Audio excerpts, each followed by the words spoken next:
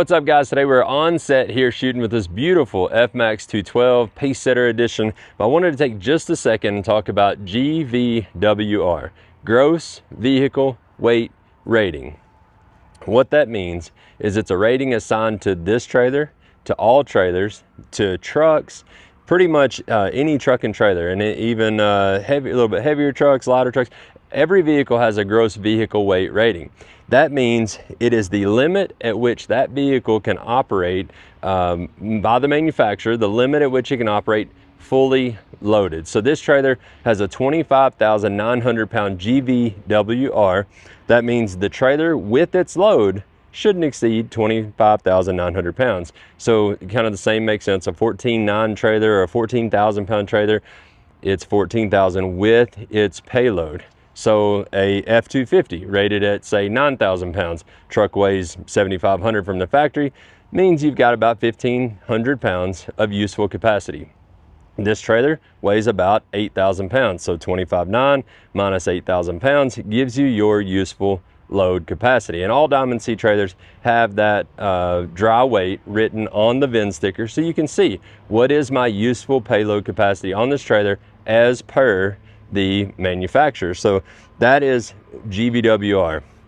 Next, what I wanted to talk about for just a little second is on the F-Max 212, or better yet, back up, how we get to GVWR. How do we factor it? So your axles are rated at a certain amount. So let's talk about a 14,000 pound trailer, 14,000 pound class trailer. We rate ours at 14,900 pounds. And why do we do that? The axles are rated at 7,000 each. 7,000 times 2 is the most common math. That's what most folks go to, is they say, well, it's got 2 7s, so it's rated at 14, which is true. The thing about it is we actually place the axles not at 50%. So they're actually further, a little bit further back. They're about 60-40 on a bumper pull and 75-25 on a gooseneck. So typically what that does is it makes the axles, it's putting that, if that load is distributed on the trailer, if you got 10,000 pounds of capacity distributed evenly on the trailer, that means that it's putting some of that payload over on the truck, therefore actually not maxing out the axles. So on a bumper pull, we increase generally the GVWR by about 15%, on a gooseneck closer to 25%. But there is some ebb and flow. It kind of depends on a few things. One of the things that you can't prorate, or you can't rate above, is your coupler. So the coupler is always going to have all of the stress, right? Because it's pulling the trailer down the road.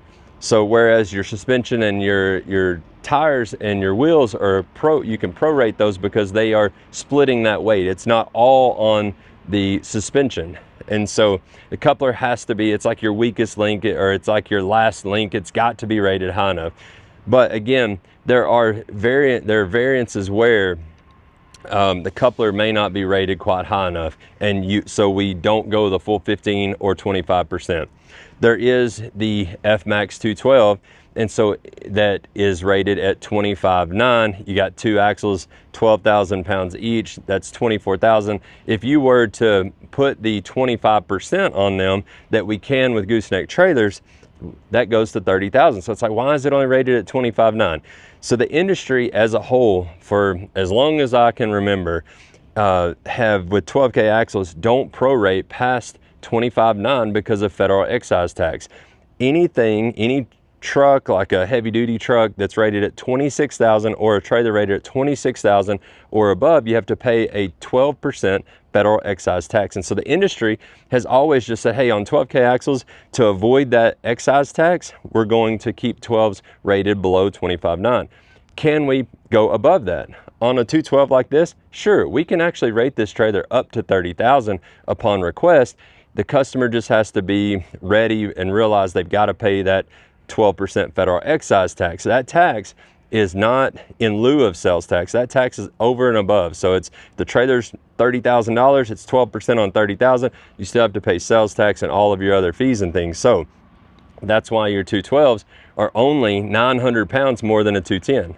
A 210 has 2 10K axles, and we rate those at 25,000. So we get that question a lot. Why is it only 900 pounds more? I'm paying a couple of grand, few grand more for a 212.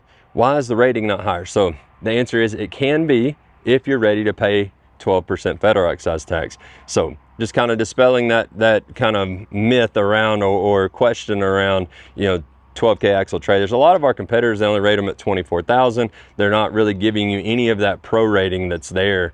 They're not really giving it to you as useful capacity, because that's the thing. Nowadays, machines are getting bigger, they're getting wider, they're getting heavier, and we want to make sure that within the engineering capabilities or structural capabilities of the trailer, we give you as much payload capacity as we possibly can, because I mean, you're investing in this equipment for growth, for the future, for now on. And so again, you want as much as you can get out of it. It also helps with resale value, and it's being attractive to the next buyer if you need to upgrade or change equipment later on. So anyways, hope this helps. Hope it kind of helps you understand GVWR.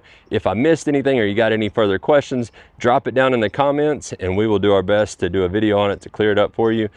Have a great day, and we'll see you on the road.